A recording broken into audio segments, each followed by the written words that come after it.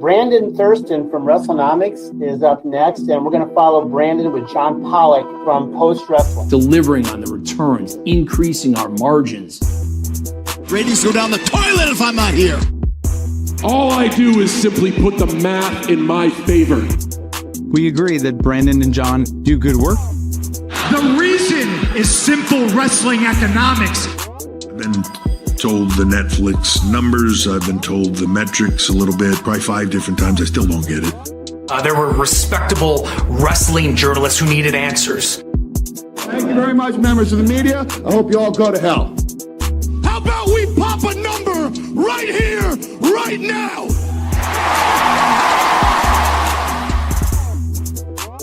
Whole part of the show, man. Here we are, Pollock and Thurston, Thursday night, March the 5th. We are live. We have a lot to discuss. We are going to be discussing Paramount taking over Warner Brothers Discovery. We're going to talk about, could the UFC end up on TNT? We got a Mark Shapiro appearance at the Morgan Stanley Tech Conference, always a celebratory holiday for those that celebrate. We're going to talk lawsuit updates, and we're going to talk about the power of the press when it comes to getting filings unredacted. All that on your favorite Thursday night programming, okay? It's back. It is must-see TV once again on Thursday nights now that Pollock That was Thurston called in the are 90s? here. That was on NBC. That was on NBC. Yeah. Yeah, here we are. Do you get NBC in Canada? Yes, we get NBC in Canada. We do, yes. By way of Do you get my channel too? Yes. WTV. No, that's Fox. Come on. That's is that Fox. the Fox affiliate? Sorry. That's what I would get. Do you get Superstars on. WGRZ? WGRZ is our NBC. Probably, but I can't confirm that 100%. I used to get your CBC. Oh, did you? Yeah. Would you watch Olympic coverage on CBC? That would be worthwhile. I would watch Hockey Night in Canada. Okay. For sure. Yeah. Ron McLean and Don Cherry. Yeah. CTV we got also. We got 2 Canadian channels, and those are the 2. CBC and CTV. Yeah, we love our Cs. Yeah, Royal Canadian Air Force, I think we got. And we got some red green. This hour is 22 minutes. Is that a big one? Yeah. Yes. Well, we could do a whole history on did you watch Off the Record? Did you get TSN? No, that was TSN. No, TSN was specialty. We did not get TSN. We would be getting 2 WE feeds. Now we can't have that. That would be too much. Well, we are not going to spare any time. We're going to get into it. Hello, chat room, the real ones that are here with us live. We are going to be getting into all of the latest topics. And Brandon, where do you even want to start here? We have a lot to get to. There's breaking NXT TV ratings. We'll hold off on the NXT ratings. Okay. I want everyone to be at the edge of their seat when we find out how the Ricky Saints Absolute Experience performed. How much did that? I heard there's a big concert. Concert doing a lot of heavy lifting to describe that segment, but not NXT's finest 10 minutes of broadcast quality. But we have the shareholder lawsuit, the lawsuit that is just giving us. I mean, if there is one thing that is becoming very clear, the parallels between this shareholder lawsuit and what is going on in the antitrust lawsuit, this company loves their signal, and they sure as hell love not holding on to communications that are vital when it comes to litigation. That is what I'm seeing. That is the true merger of these companies, UFC and WWE. A lot of parallels we can draw between these. Yeah. There's this has been an issue in this case before in the big shareholder lawsuit. This has been going on since 2023, and there have been motions for deletion and spoliation. I've learned about something called spoliation, which is when you do not preserve records that you're supposed to preserve because you were anticipating litigation. So basically, especially when you're in a big company, you got to worry about litigation, especially when you're concerning yourself with a merger, when you're putting yourself, an entire company that's worth billions of dollars on the market like W did in early 2023. You get what are called legal hold notices, and we have some filed as exhibits here. You get legal hold notices from your legal team saying, make sure you preserve all your communications. They send these out to the important people like Vince McMahon and Nick Khan, and you're supposed to make sure that you keep record of any text messages and things like that. And according to the filings in this case, there was a lot of Signal use, and of course, Signal, if people don't know, Signal is the app that I message John no fewer than 50 times a day. That's the app that we use it for. But you know what? You and I have one. I don't know what your non-Pollock Signal use is. We can at least say this for Vince McMahon. The man was juggling like dozens of Signal groups with members that bled over from group to group. I don't know how you would keep all of this. Like, imagine Vince wanted to like talk bad about someone in another group chat. Like, you could just imagine the problems that could arrive out of this, where the wrong message goes through. Like, he's in messages groups with Nick and Ari, that he's in a group with like Levesque and Nick, and like John Gaborik and Kevin Dunn are in another, and then there's all these like overlap. His Excellency H.E. Turkey Al-Sheikh. Yes. How do you think Vince McMahon knew that that's what HE stood for, or if it was just symbolic I think of this reflects the name of the person in the app, so which reflects how you've entered that person in your phone, or maybe it's just how Turkey has entered his own name. I don't know. Those pronouns. The important thing here is that yes, Signal is encrypted, but more importantly, you can time your messages. It's just like Inspector Gadget. Did you get Inspector Gadget? I think that was semi-Canadian. Yes, yeah. We don't live in igloos up here. We got most. Well, there's different media distribution is happening. You can time. You don't have to, but you can time your messages to disappear after some amount of time. And this is actually an exhibit that was filed back in I believe in December. This is from a table that was among materials emailed, I believe, by Vince's lawyers to the plaintiff's lawyers, saying, all right, we're being transparent here. These are all the Signal chats he's got, because there's concern about Signal being used by the defendants in this lawsuit, and whether or not there were actually, whether or not there were records related to maybe discussions they had. Remember, the plaintiffs allege in this case that this was a predetermined merger, that Endeavor and Ari Emanuel got a big head start on this. They didn't allow the real process to play out and to become more competitive, and didn't allow WWE's bidding price to get more properly high. So they want records of all the text messages they've had. Well, we can't get a lot of them because a lot of them are on Signal and apparently were auto-deleted. In addition to that, Nick Khan, who also is apparently using Signal, according to these filings, but he also deleted a number of conventional text messages. So there's that issue as well.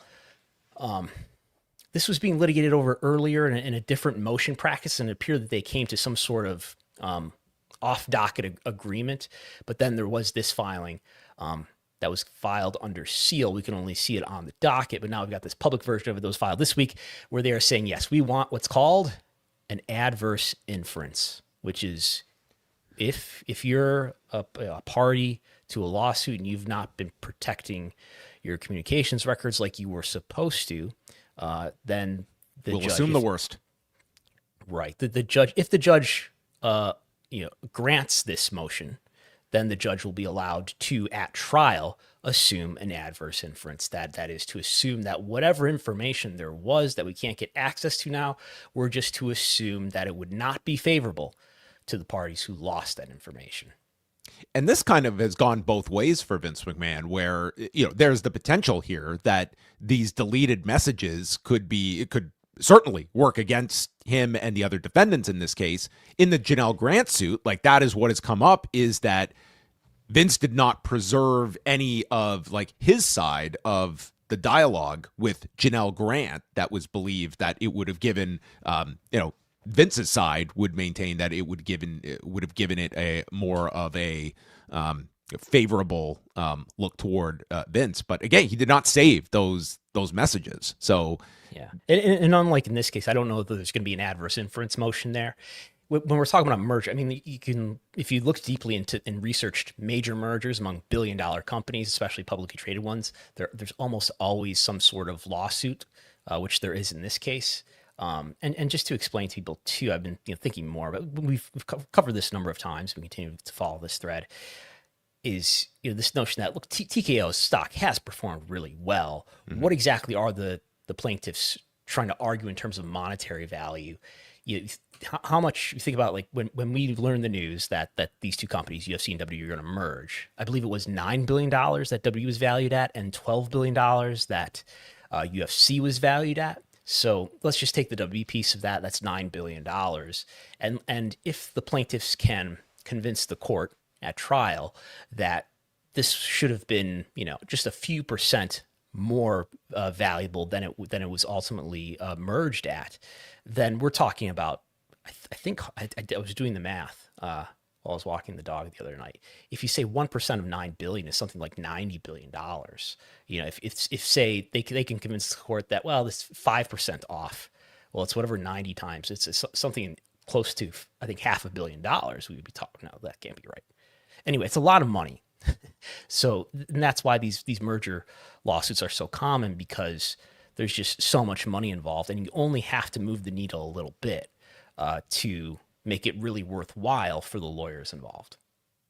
So in this, the shareholder suit, it's alleging that Vince McMahon, Nick Khan, and Paul Levesque, as well as non-defendants Stephanie McMahon and Brad Blum, all failed to preserve communications despite the warnings from WWE's internal legal staff, because under Delaware law, the parties that are subject to litigation, they are required to preserve all relevant communications. And what I can't get into their head if they felt like, because Signal has this specific function, that was sort of their... It's a relatively new app.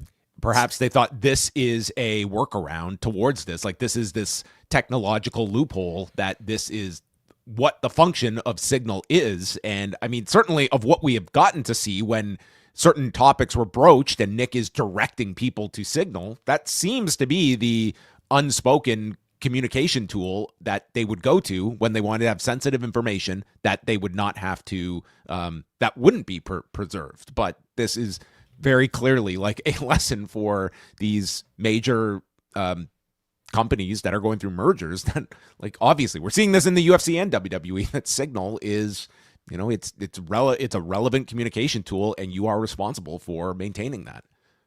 Yeah, and as we reported in my much longer report in very late December, there is that Signal chat that is an exhibit, an unsealed exhibit in this case, where Vince McMahon is talking to Nick Khan over conventional text message about a conversation that he's having in a different text message with Bruce Pritchard and Paul Levesque about the main event of WrestleMania between Roman Reigns and Cody Rhodes, the biggest thing that anybody took out of that article probably. And this is where Nick Khan says Langus, and Vince McMahon says, "What the blue hell is Langus?" And Nick advises him to read it backwards, so that they could apparently have this conversation on Signal. Do you think he figured it out in the end? Do you think he made it to Signal by the end of this? I don't know. I hope we learn in the course of this litigation. So in your write-up, you also do note this new meeting that we learned of. We were aware that the Ari Emanuel and Vince McMahon, they had been in communication throughout the period that Vince McMahon retired in July of 2002. They were to meet at a steakhouse in New York in August. And then we fast forward to December the 13th, 2022. And this is another meeting that takes place involving Vince McMahon, Stephanie McMahon, Nick Khan, Ari Emanuel, and Mark Shapiro. And what's interesting about this is 2 weeks before Vince McMahon does his force back onto the board of directors with his holiday greeting toward the WWE board of directors, which unanimously tells him to stay home and then have to reverse course.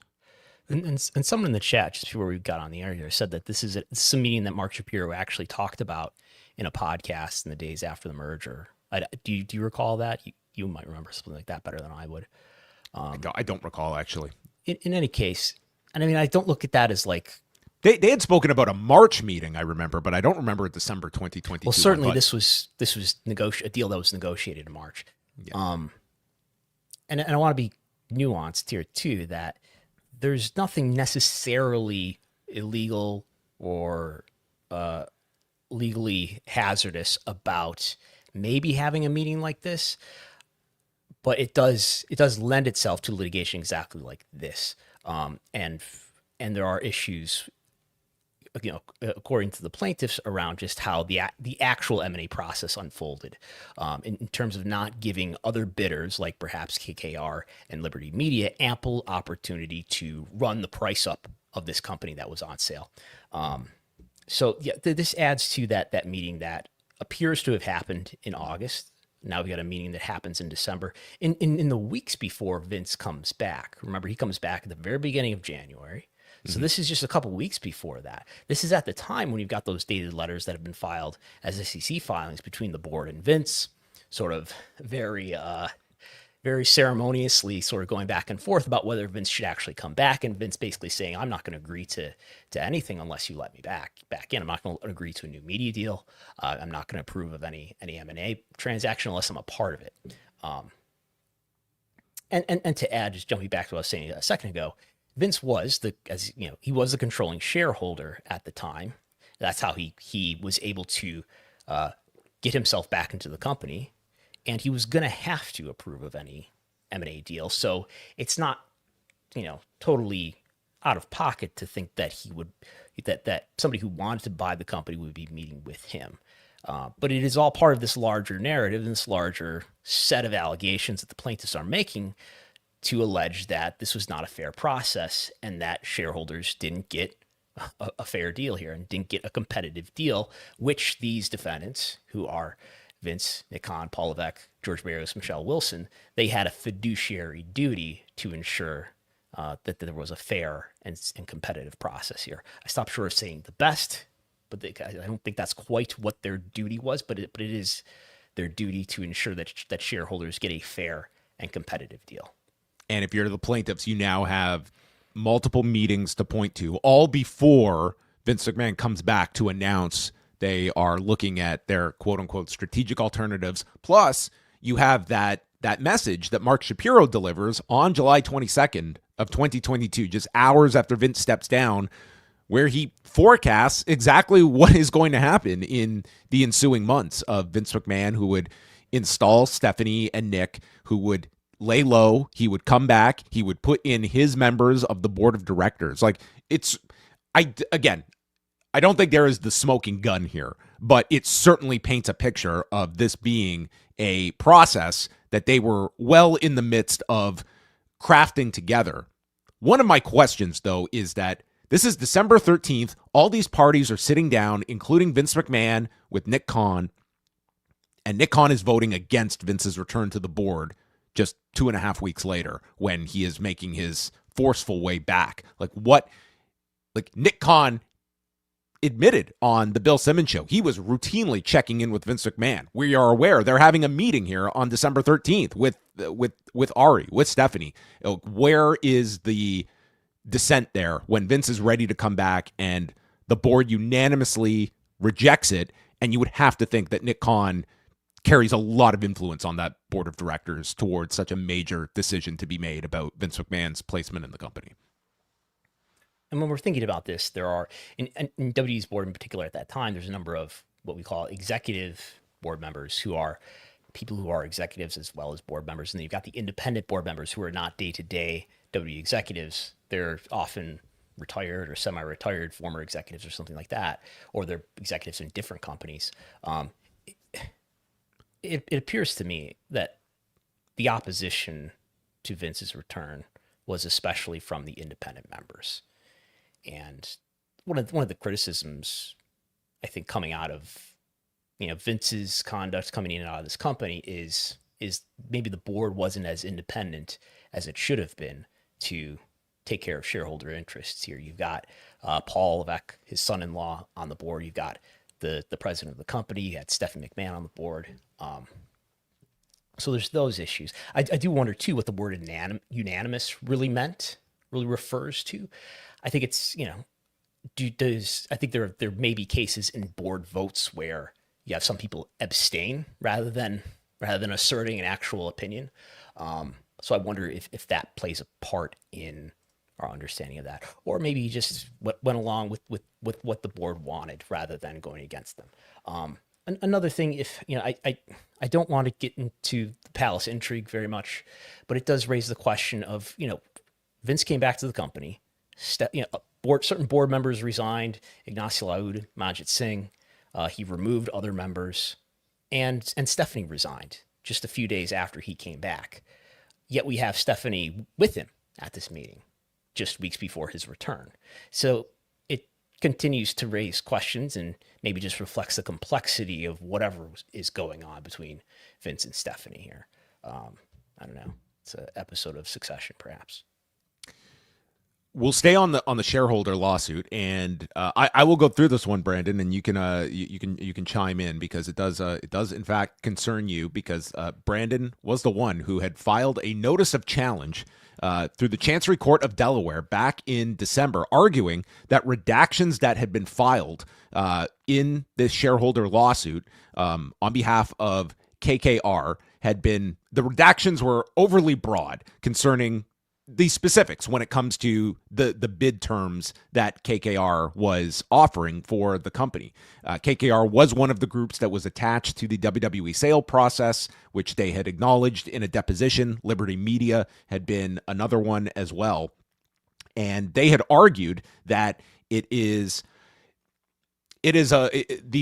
public interest is not enough versus their harm in these bidding terms being publicized, and the fact that it would be something that would be detrimental to future processes like this, where a company may be reticent to engage in such a bid if they knew that their terms would eventually become publicized.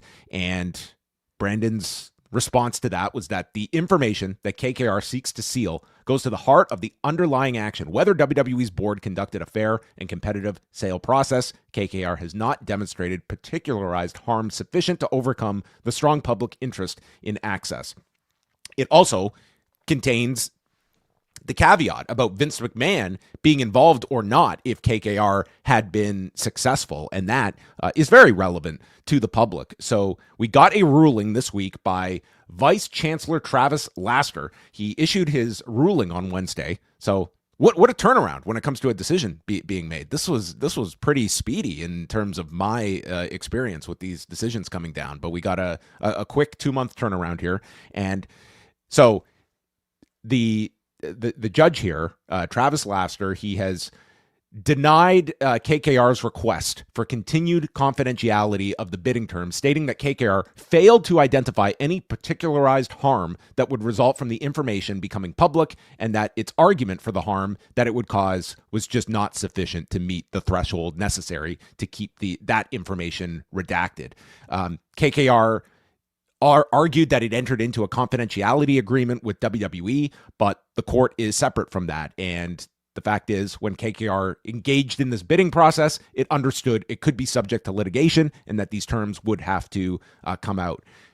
You and the party, that of being KKR, you've agreed that cell phone records will continue to be redacted. That was not information you were necessarily seeking. Was an issue. So that's an issue that WWE's attorney, the DNO, what we call the DNO defendants, the directors and officers.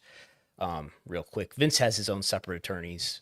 Nick Khan, Paul Levesque, George Barris, Michelle Wilson are represented by attorneys that appear to be provided by and also representing WWE and TKO. Who's representing you? Me.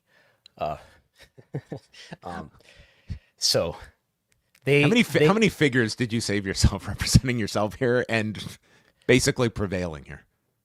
Yeah, I think these parties may have incurred some costs because of this too, from payable to their attorneys. So the DNO defendants, the WWE defendants, they asked for the continued redaction of phone numbers, and I said yes, sure, as long as it's just a narrow privacy measure and it doesn't otherwise impede our ability to understand the case. If perhaps, let's say, a phone number is the only way to identify somebody. Right. It would not anonymize somebody that was key to understanding this information. We'll cross that bridge when we get to it. So do we know what KKR is? KKR is one of the world's biggest private equity firms. I don't want to get ahead of what exactly their involvement was in this M&A process until we see the filings unsealed and the redactions unsealed that they were looking to maintain confidentiality over. I could say this, there's there's what's called an S4. There's a SEC filing that WWE published just after the merger, and there's a party called Financial Sponsor 1. Maybe that's KKR. There's also a party called Strategic Party 1. Maybe that's Liberty Media. So it looks like, there are these additional parties who are involved in bidding for this company, and they were looking to withhold certain information about their involvement in this process. So the big article I did in December, this is quite complicated. And I was looking at this docket today to try to figure out what has been produced by the parties and what has not yet been produced. There's over 500 entries in this docket. A docket is just a list of all the filings that are in a case, and it's a long and winding road. And so the big article that I did in late December, that was from largely the filings, the exhibits that had been confidential, that had then, because of my notice of challenge in early December, had been filed with public versions. So that's one set of documents that I challenged the confidential treatment of. And then there are these public versions, which are themselves sort of refiled but redacted versions of filings that had previously, like a week earlier, had been filed completely under seal. They give them, they allow them to file confidential filings with the requirement that I believe it's 10 days or something like that. Within a certain number of days, you have to file a public version, and the parties get to pass around this version of the document and decide what they want to redact. And I think it's basically no questions asked. You get to redact what you want to redact. And it stays on, and then they file the public version. Okay, it's out in public, but it's redacted in however manner the parties want it redacted. And it stays that way until or unless someone, and anybody can, under Rule 5.1 of the Court of Delaware, in the Delaware Chancery Court, can come in and challenge it. And anyway, so these public versions, which contain redactions, none of those have been revised yet. And now that the judge has made a ruling here, my understanding is that these public versions now must be refiled. And my understanding is that they should be refiled without any redactions, except for any personal phone numbers that might appear in the filings. So, do we know a time frame for that? The judge did not assert a time frame. So I have reached out to the parties to ask them when I should expect this. Well, we will keep it updated, but as a result of your challenge, like in theory, we're going to learn more about this process and what exactly KKR's bid consisted of, and what their involvement was in all of these the discussions. At least having a clearer view. It remains to be seen what the information entails. Yeah, and is there's some discussion about Vince in here, and we'll leave it until we see the public filings, though. Tonight we got a notice that on Tuesday, Erica Nolan, who is the counsel for Janel Grant, along with Grant, appeared in front of the Connecticut legislature. This was earlier this week. This was the second public appearance for Janel Grant, and the two appeared and spoke in front of the Connecticut Labor and Public Employees Committee to back Senate Bill 355, which is the bill that Janel Grant had spoken about back on February 19th, limiting the use of NDAs in the cases of workplace harassment and discrimination specific to the state of Connecticut. Nolan spoke first. She was asking lawmakers to basically amend this bill to allow survivors to proceed directly to court rather than go through Connecticut's administrative system. And there is also this 300-day deadline that she stated can be impossible for certain survivors subjected to coercive control. And in the case of Janel Grant, spoke about that she was told by the feds not to say anything while they conducted their investigation. Then the federal investigation ultimately did not go anywhere, and she missed the 300-day deadline that she had. As well, Grant spoke afterward and kind of outlined like her time at WWE. She made reference to the allegation that was in her lawsuit about a rape occurring in the workplace while in the middle of the day while people were working. And also that over the last week, she had experienced online intimidation tactics without specifying like what those consisted of, that she felt posed a threat to her safety. And she filed a police report, and she alleges that the police contacted WWE, who did not return the police's phone call about this. And so this is this video was it is embedded in our story if you want to go and watch it. It's about 16 minutes with Erica Nolan and Janel Grant. We do have the audio if you want. Oh, that is right. So here is Janel Grant speaking about the filing this police report. This past week alone, I filed a police report because I noticed some intimidation tactics online playing out that were potentially going to, pose a threat and jeopardize my safety in some way that I could not ignore. I called the police. They took a report. The officer reached out to WWE and to the state. When I got the report yesterday, WWE did not return the police officer's phone call. So that was Janel Grant. Again, like, we really don't know what that consists of, WWE's direct role in such a thing. You did reach out to WWE. I don't imagine they are going to comment on the matter. But yeah, this is, the bill that they have been pushing that would, they are not trying to outlaw NDAs, but specifically to have them utilized for lawful purposes, such as containing trade secrets or the more traditional form of what NDAs were initially designed for, and not to just mask illegal behavior, basically. Yes. And she did sort of go out of her way to talk about how NDAs are useful for some reasons, but they are used in a lot of occasions to keep people quiet who may have been subject to misconduct.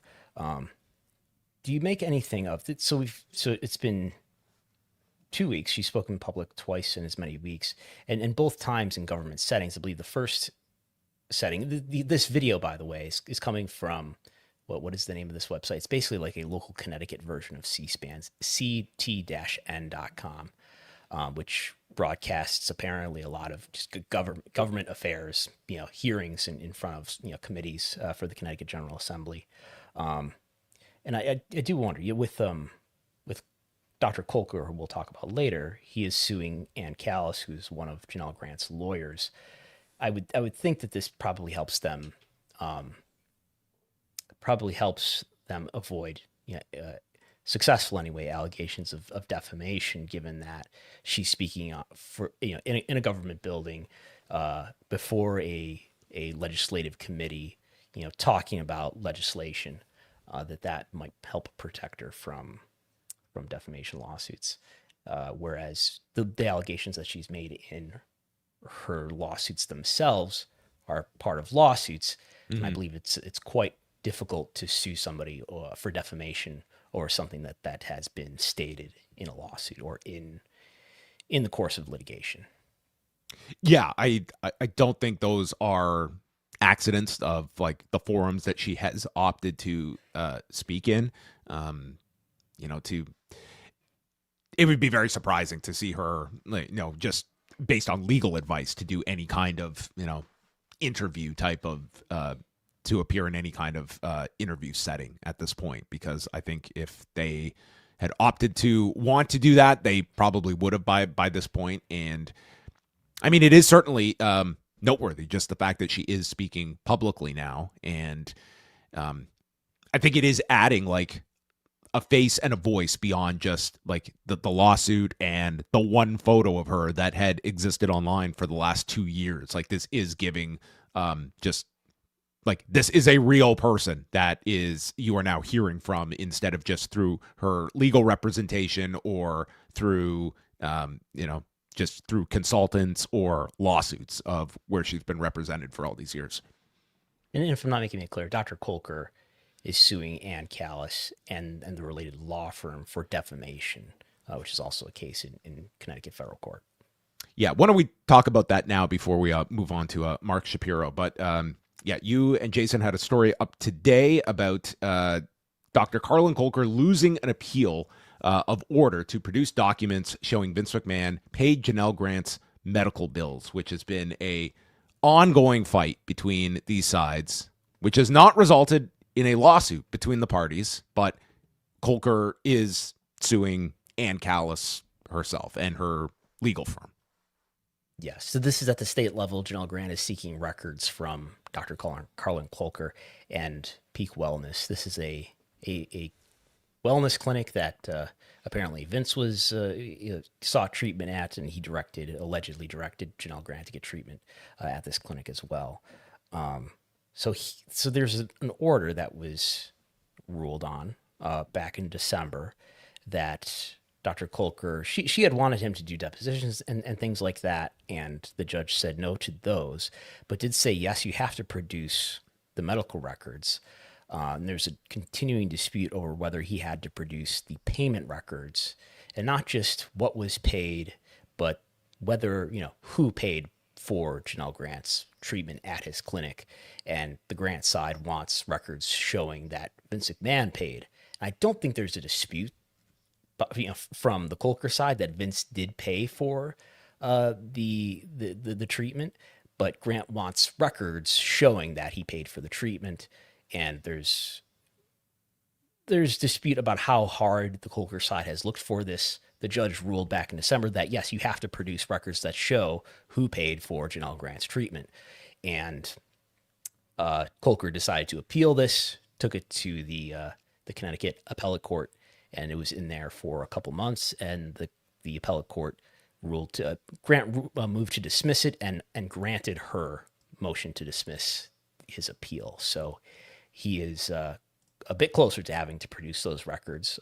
We did reach out and ask his attorney if they plan to take the appeal further. Do they plan to petition the Connecticut Supreme Court, which I believe would be the next step? They could go above the appellate court, but we did not hear back. So we'll see what happens. This goes back to the lower court where it came from. Earlier this week, we had the Morgan Stanley Tech Conference and TMT. The TMT, that was right. And there on board was Mark Shapiro to come in and give 35 minutes of his time. And we covered a lot of ground with Mr. Shapiro. This is coming off their earnings report the previous week.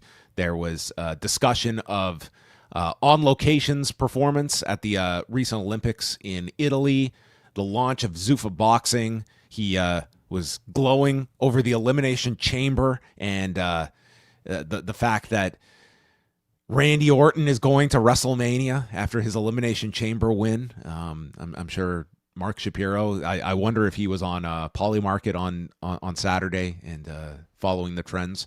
But we heard about on Polymarket. I've been scrolling through that lately.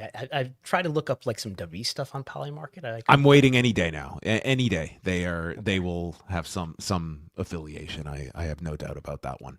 Maybe Bet360.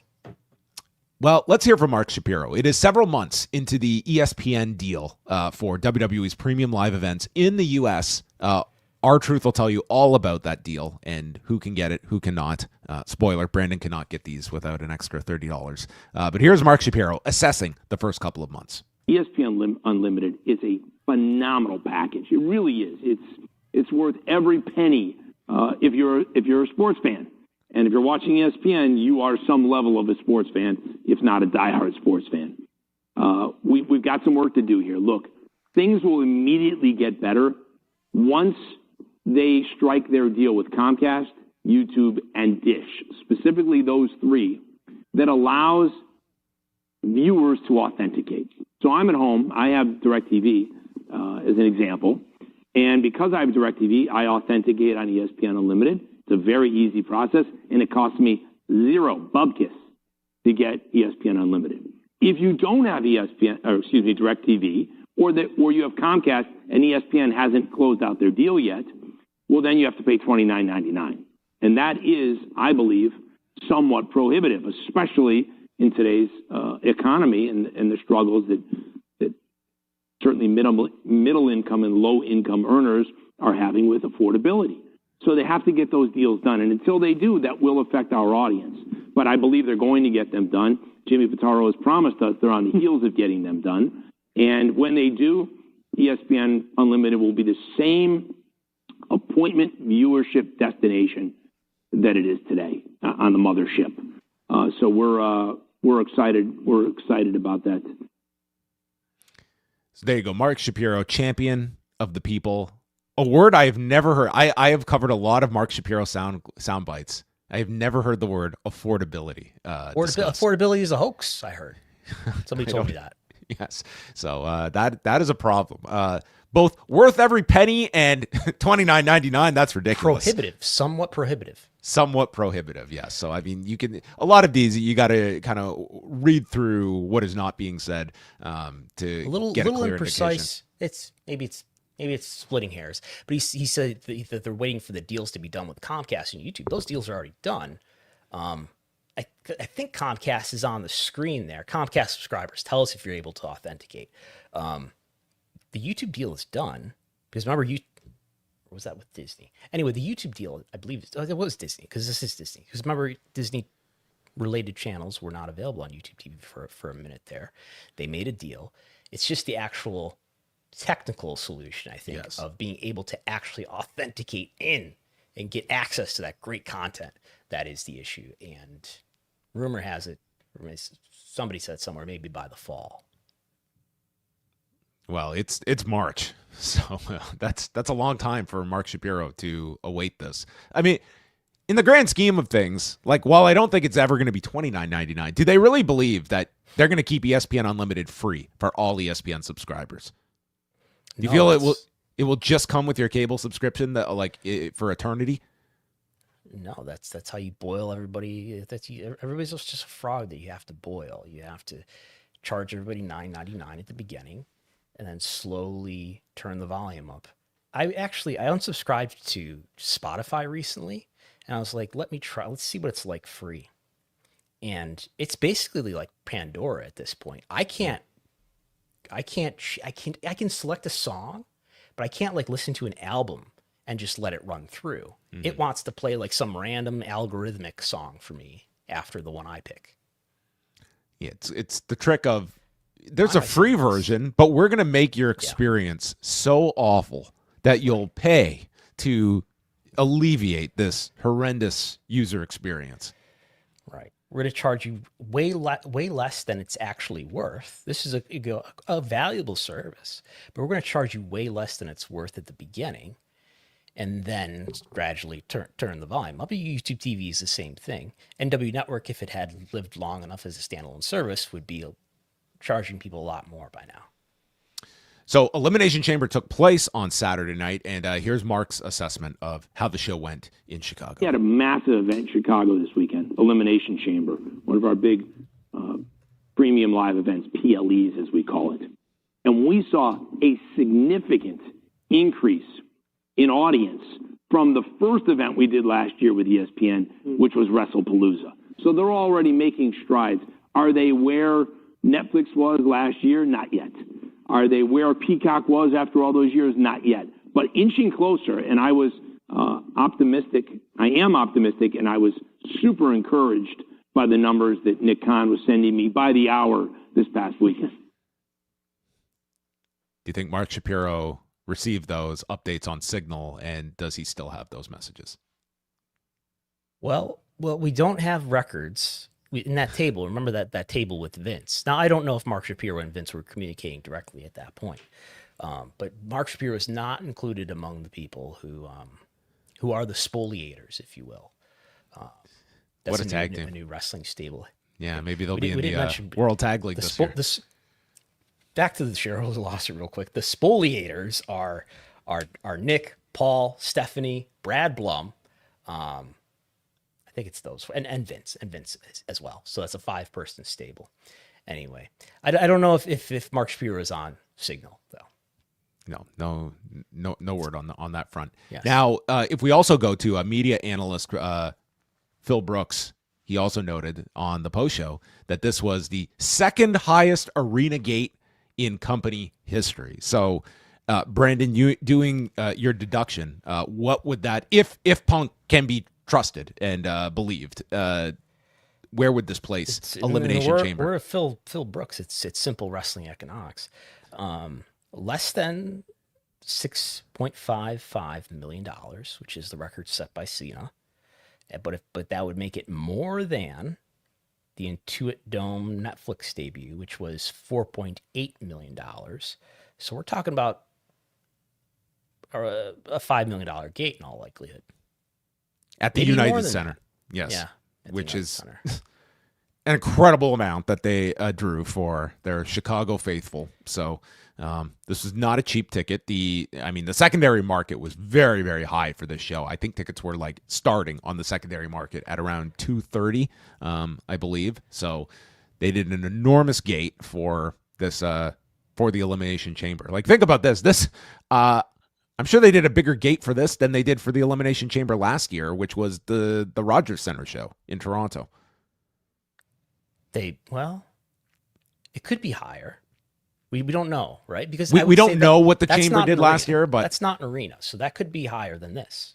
Yeah, I don't know if they would have done $5 million last year, but it does tell you. So let's say $5 million gate. How many tickets do you think they sold at the United Center? Actually sold, I would imagine 14. Well, let's say it's 14. That makes the average ticket price $357. That sounds very accurate. Yeah. By the way, 5% of $9 billion is about $500 million. That's what we're talking about here. That's what these shareholders are. You only got to move the needle a little bit when we're talking about massive companies. Well, you know what's not going to do a great gate?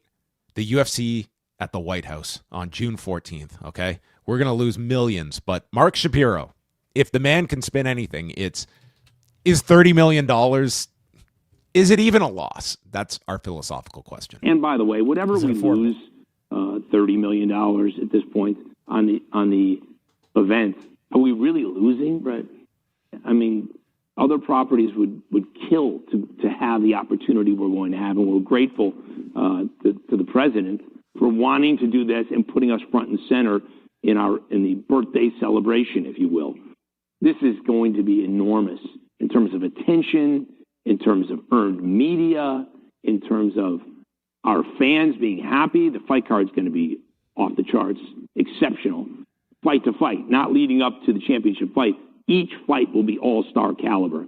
And I would just say from a sampling perspective, given the promotion and press and the attention we're going to get, the publicity, you're going to have so many viewers, content viewers, entertainment viewers, sports viewers that are just surfing and tuning in to see what this spectacle is all about.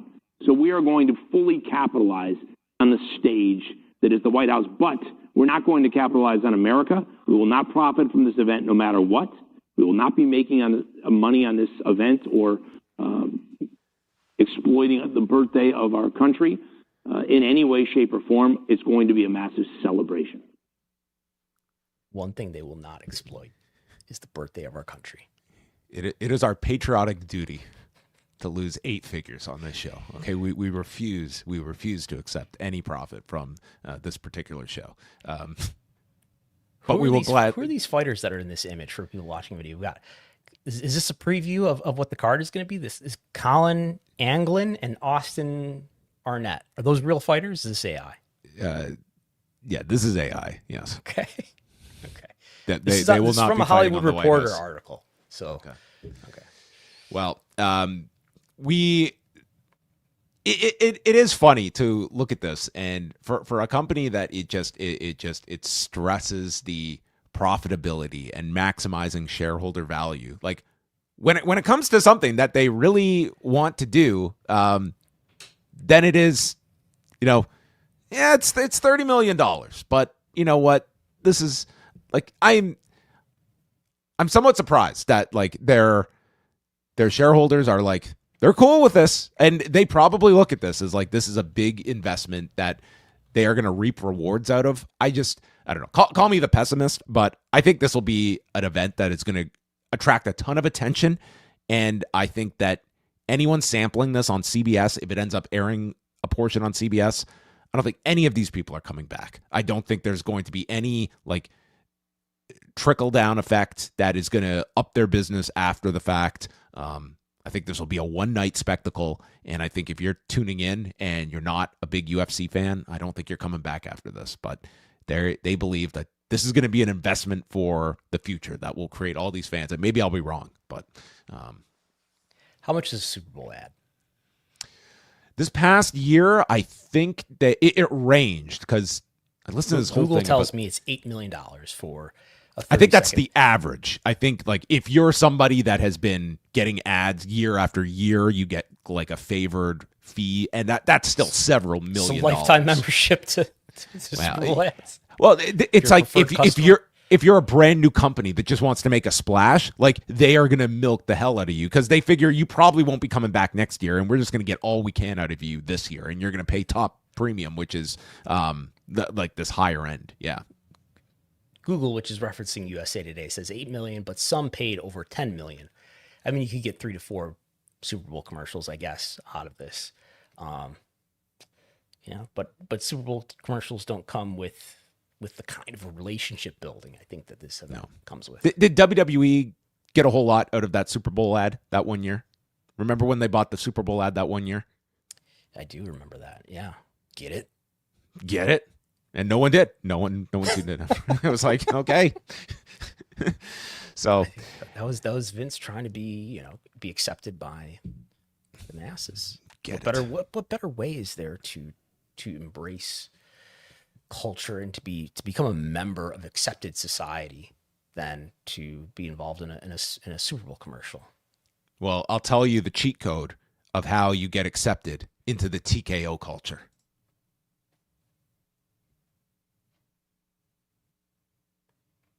Maybe not. We're running, a mile a minute here. These are properties that are year round across the board, right? UFC's year round, WWE's year round, PBR is year round, and then IMG is selling sports rights year round. On Location has an event year round. I mean, there's no Christmas holiday when it comes to TKO. So we need best in class operators that are strong, insightful, intelligent killers, if you will, and really just workaholics. I hate to say it, but we do promote work-life balance. But of course, that's hard to do. Everyone who knows, Yeah, that's how you get to 40% margins. By the way, is you work really hard. Killers. But they do. It's almost like his internal voice was coming out, and he's like, "Okay, we work-life balance, all that stuff, you know, yeah, all that. You can have ask have a your day favorite off. WTKO employee what their work-life balance is like. Yeah, I would love to hear what the work-life balance was like when they had 4 house show tours a night. But there you go. That was Mark Shapiro at the Morgan Stanley conference. Over at Paramount, they held a call on Monday, and what came out of that was, of course, they gathered all of their investors together. What's this mean for AEW? That was the whole purpose of the call. So we found out Paramount Plus, HBO Max, should this acquisition go through, they will combine the streaming services together. This would give them a combination of roughly 200 million subscribers worldwide. They also have no plans to divest or spin off a package of cable networks right now, and that they have the flexibility with the UFC to put it across all of its platforms, some on broadcast, and specifically mentioning TNT, which would be, whether that would be occasionally or a permanent place that they could put UFC, certainly that would affect AEW, as our man likes to ask so frequently and often. Yes. David Zaslav, by the way, cashing out big on WPD stock this week. I believe $114 million he cashed out worth of stock in WPD. Yeah. Good for him. How many subscribers does Paramount Plus have? 79 million. Globally. Worldwide. Globally. In the U.S., do we know a number? I don't know if I know a number. I don't think we know what the U.S. number is. I don't think Paramount has broken that down. But the U.S. is where most of the money is, because you've got the economy where the median household income is higher, and there's carriage fees, there's advertisements, etc. HBO Max has how many subscribers? Just over 131 million. And I believe globally. globally. I think their U.S. number give or take around 60 million, I believe is the number. Okay. Well, I think it's interesting to think about. I think we all think of HBO Max as being this far superior service to Paramount Plus. I think it's important to remember that number from HBO Max, I think, is significantly boosted by their traditional cable households who subscribe to HBO as a premium cable channel, having sort of automatic access to HBO Max. If we look at the Nielsen gauge, wait. Streaming services can do that? If you have a channel, you could get the streaming service with it? If you know how to do the technology. Okay. Oh, okay. So this is the Nielsen gauge for January. I think this is the latest one. And it shows the breakdown of TV watch time, and they break it down by entire sort of media parent company down here at the bottom. I mean, YouTube is the big winner, our media partner. Netflix is number 2, but they combine Paramount, which is now, I believe, Paramount Plus, combined with Pluto, which is also owned by Paramount, and that makes up 2.3% of all watch time in January. But the WBD services, which I believe means HBO Max combined with Discovery, is only 1.4.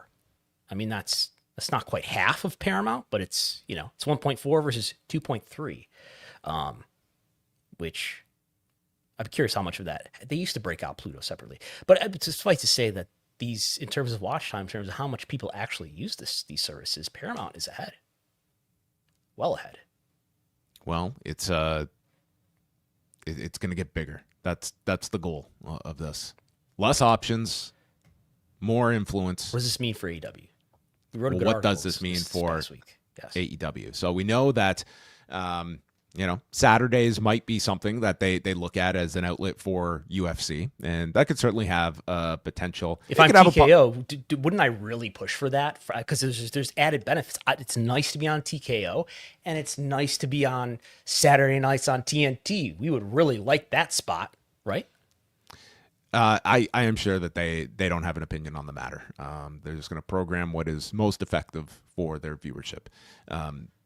But I think it certainly, this could go in so many different ways that we're kind of just spitballing scenarios here of what could happen. I mean, AEW could be viewed upon as, this is by just their sports portfolio, like, it's going to come at a fraction of the cost of so many of these others. And if it can do comparable audiences at a fraction of the cost, it could be really attractive. It could also be very expendable when this company is going to be saddled with so much debt. It's expected that by the end of this, they will be working with $79 billion of debt.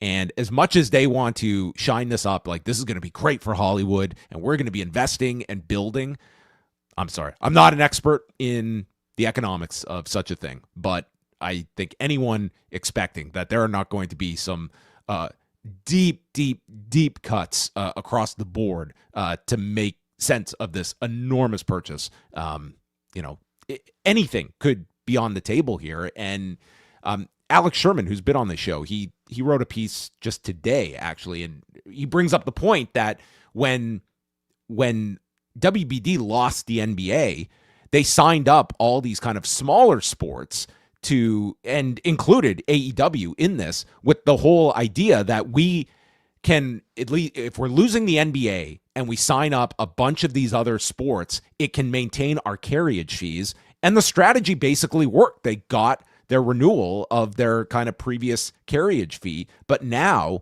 like, you combined Paramount with Warner Brothers Discovery's sports portfolio, and now they are like equal almost to ESPN now when it comes to the depth of sports they have, that they're not going to have to worry about carriage fees dropping and these smaller sports that they had signed up for. And AEW would fall into that pile. Do they become as must have as they did a year ago when these were all part of our post NBA strategy? And now, like, we've got all of this premium sports content that we can fill up our networks with. So, like, this can go so many different ways, and we're not going to know. This deal with AEW, like, the option year is up at the end of 27, and we'll see if they pick up that for 28, and then beyond that, like, where AEW stands, where TNT and TBS stand, where HBO Max is positioned, if it's merged with Paramount Plus at that point, the performance of their pay-per-views, like, all those things will be factors in their decision making. Someone explained it to me once. You're talking about the notion that Paramount and WBD are combined. The reason why WBD had loaded up on certain sports, but they did drop the NBA, but they did load up on other sports to try to keep their carriage fee up. But if you're stacking sports on top of sports, do you really need the extra sports to convince the carrier like Comcast or YouTube TV to pay a good fee? Do you really need, double sports rather than just one sports? As somebody explained to me once, you need certain content to satisfy certain areas, and once that area is satisfied, you don't necessarily need redundancy there. So I think that's the theory there. But yeah, forgot what I was going to say. Well, the state of AEW, we were, it'll be the never-ending question. At least with, if they end up on the same streaming service as UFC or the same network as UFC, there's probably not there might be some sort of exclusivity clause in the UFC Paramount deal, but it probably doesn't say no pro wrestling. I can't imagine Paramount agreeing to not carry pro wrestling just because they have MMA, especially with the lack of overlap. It seems the ESPN deal. ESPN had UFC and PFL, so they didn't even have an exclusivity for MMA. So I don't think that would be an issue that they would run into. But yeah, like certainly when you're looking at the combat sports area, if you put AEW under that heading, like certainly UFC it's a massive property for Paramount given what they have invested in it, and relying on that to be an area of growth for Paramount Plus that they can get all these new subscribers to come to Paramount Plus for and boost that domestic number. Do you think it's kind of encouraging to see TNA did manage to get a deal with AMC? It tells me that maybe even if WBD decides not to renew or keep AEW, despite owning a piece of it, that there might be other bidders out there. There might be other potential suitors out there, maybe.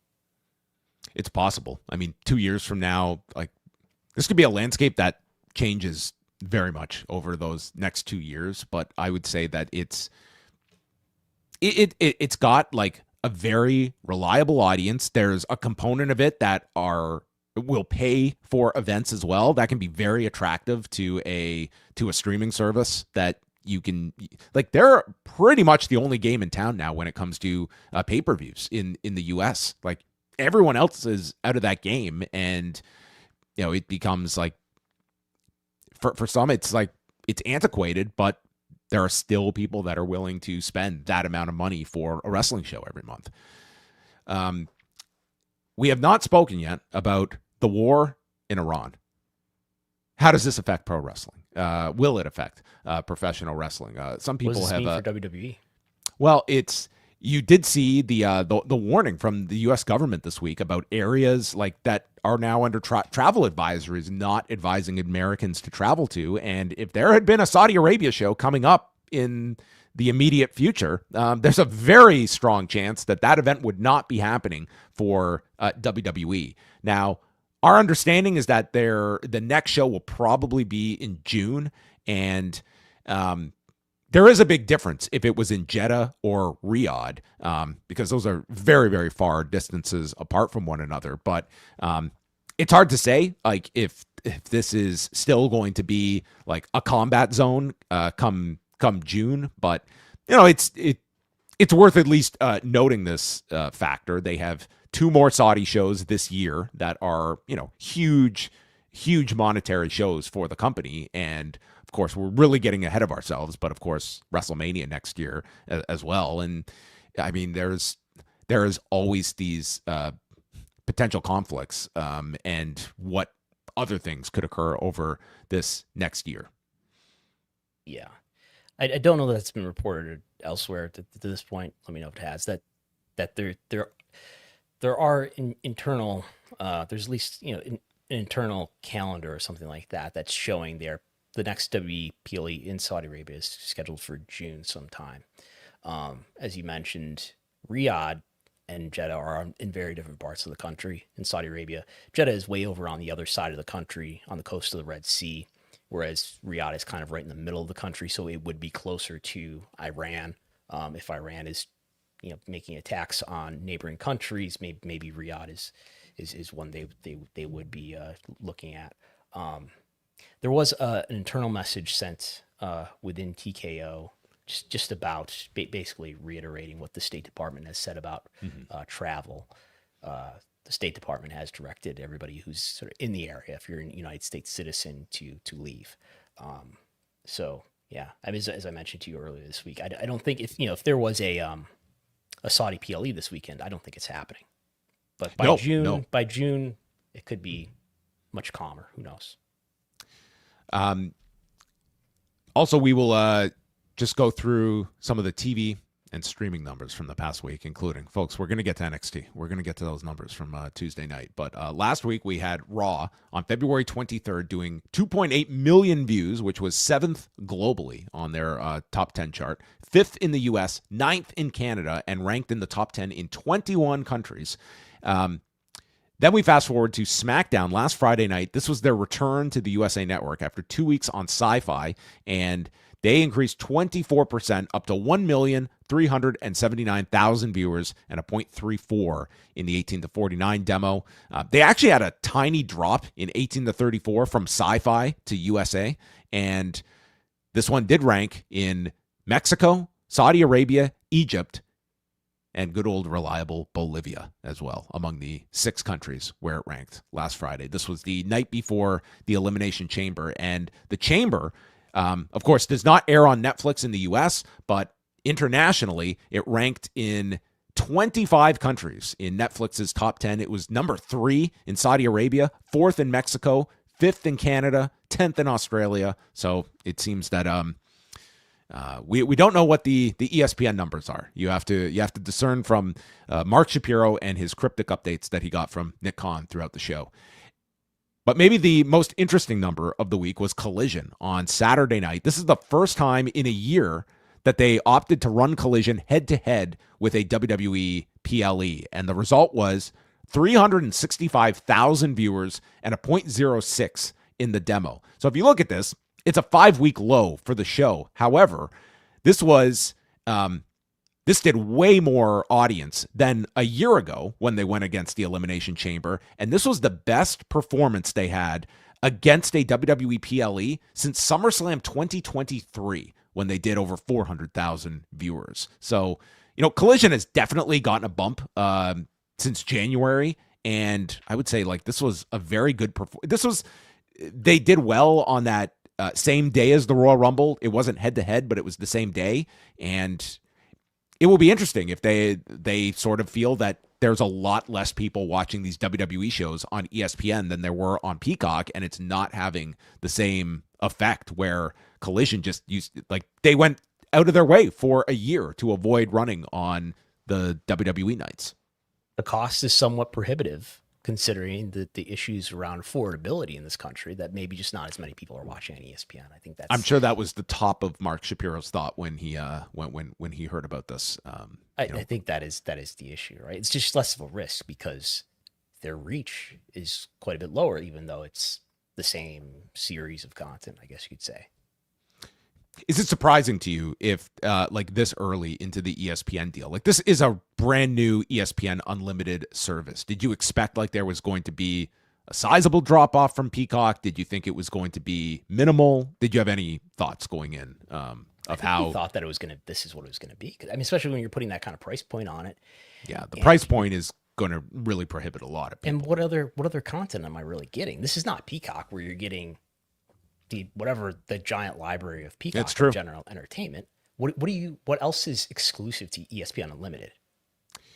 Wrestling wise, nothing. You're just getting these PLEs anything. And you're Other than I know there's access to the traditional ESPN channels, but if I'm already a cable subscriber, I already get that. So that's not new stuff to me. What else is on there? I guess I guess what I'm saying is in addition to that, I don't know. If I'm not a cable subscriber, and I guess let's say Well, I don't care about the ESPN channels. It is a way for me to get the ESPN channels. I guess what I'm saying is it is such a high cost, and there's not this big library of content in addition to the wrestling content like there was for Peacock, or like there is for Netflix, which is already the market leader. And again, we brought this up last week, but we have a month until that Stand and Deliver show, and figuring out where that's going to air when NXT does not have a streaming home after this month that we're aware of. YouTube. I mean, that to me would that would be your. That's always the fallback. That would be worst case scenario. Yeah, you would have YouTube. I would have to think that there's going to be some kind of announcement for this. It's also like we know that Peacock still has a deal with WWE because of the relationship with SmackDown and with Saturday night's main event. But for an event like the Hall of Fame that is airing, like that was airing on Peacock always. Is that going to be like a special one-off that Peacock will continue to air? It's like stuff like that is sort of up in the air of where all this stuff is going to broadcast. That is not your Saturday night's main event. Yeah, I don't know if I'll pull up in time, but I was in the Peacock app on my TV like yesterday, and for people who aren't Americans, you don't know this, but there's a sidebar that has some stuff on it, including the W logo. And now, when I looked at it yesterday, the W logo is gone. Oh, no. Because there's just not that much W content there anymore, right? They got the W and the E out. It's all gone. I don't know that. I mean, I'm on a computer right now, so I think they would have the W logo maybe up here somewhere, and it's not here. Anyway, on my TV, it's over on the left, and there's various little options on their toolbar, and there'd be a W logo, and that's how you go and browse through the W content. But not anymore, and because there's just not that much there anymore. And NXT, Tuesday night show, it did 604,000 viewers and a 0.09 in the demo. It was slightly up from last week, although last week went against the State of the Union address, all 1 hour and 47 minutes of it, that did 589,000 viewers and a 0.08. So a small increase for NXT, which was their go-home episode before Vengeance Day on Tuesday. I did manage to get the report up for subscribers at patreon.com/WrestleNomics as we're speaking here. I did two things at once here. Yeah, the Python scripts going and everything. There it is. Look at that. The fastest man in wrestling media, Brandon Thurston.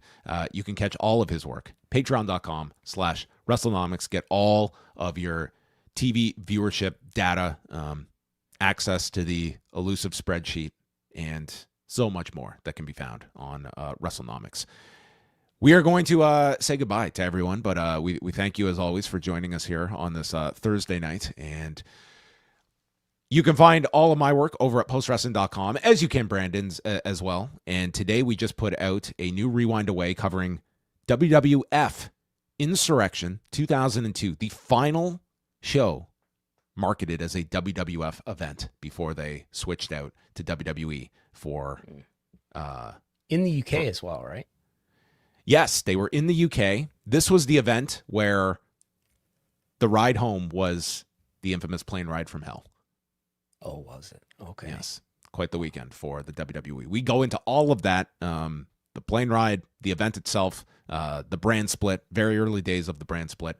That can be heard at postwrestlingcafe.com. All right, we're going to sign off, but thanks to everyone for joining us. This is our new night and time, Thursday nights, 8:30 p.m. Eastern time, and we'll speak with you next week.